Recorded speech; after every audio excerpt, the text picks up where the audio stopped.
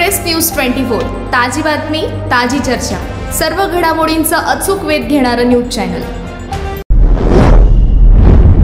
इचलकरंजी महापालिकेने घनकचरा व्यवस्थापन अंतर्गत घंटागाडी घरोघरी जाऊन शहरातील कचरा संकलनासाठी खासगी कंपनीला काम दिले।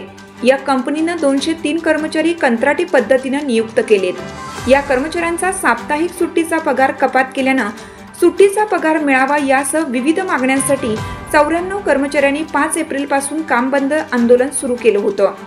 उर्वरित 109 कर्मचारी कामावर असले तरी त्यांच्याकडून संपूर्ण शहरात घरोघरी जाऊन कचरा गोळा करणं अशक्य होतं। परिणामी शहरात ठिकठिकाणी कचऱ्याचे ढीग साचत होते। याबाबत नागरिकांच्याही तक्रारी वाढल्या होत्या।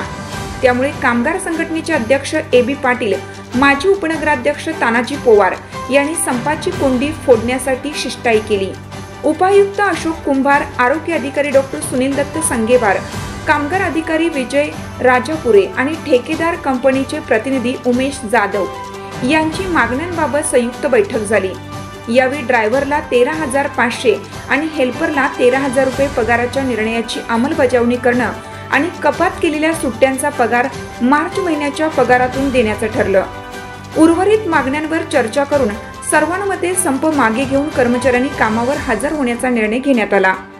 यावेळी झालेल्या चर्चेत हरी माळी, धनंजय पळसुले, शंकर अगसर, गणेश शिंदे, दर्याप्पा परीट, कंत्राटी कर्मचारी सचिन साठे, अंकुश कुरणे, शक्ती गागडे, सचिन आवळे, अशोक माने यांच्यासह कर्मचारी उपस्थित होते।